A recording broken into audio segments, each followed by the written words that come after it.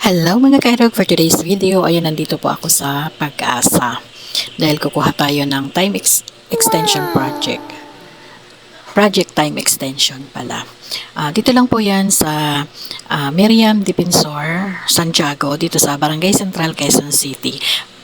Yan. Pagkagaling kayo ng Quezon City Hall, bababa kayo sa East Avenue or pwede rin sa SSS. Kasi sa pagitan niyan, na tapos right side, ayun, lakarin na lang.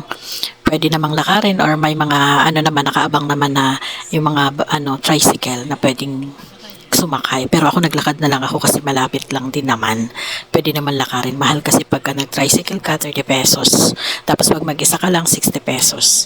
Ayan, kaya nilakad ko na lang. Ayan, eto na po yung loob niya. Dito na tayo sa loob. Ayan, di ba ang ganda?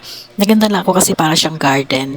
Para siyang malaking garden na akala mo palasyo yung bahay. Hindi mo iisipin na opisina siya. Maganda yung pagpasok mo ng gate. Ayan na kaagad yung bubungad sa iyo. Yung mga halaman, mga puno, napakalamig habang naglalakad ako kasi papasok pa siya sa loob. Kukuha ako ng time extension para sa project namin sa Balatan. Yan, 'di ba mga kairog, ang ganda, 'di ba? Ang ganda ng paligid niya. Kaya naisipan ko mag-video.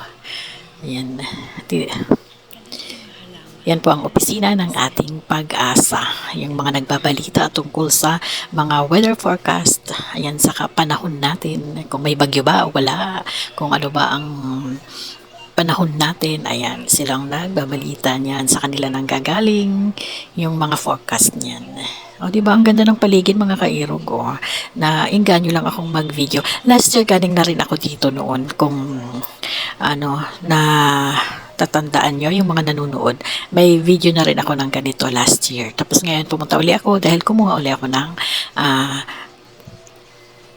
time extension project para sa iba namang project. Nung nakaraan yata, kung di ako nagkakamali, Tinambak sa Kamsur.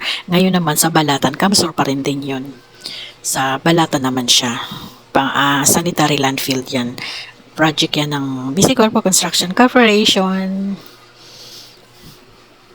Yan lamang mga kairog for today's video. Ayan, panoorin nyo kasi napakaganda ng paligid, napakaaliwalas ng paligid. Kaya panoorin nyo po, diba? Ang napakaganda.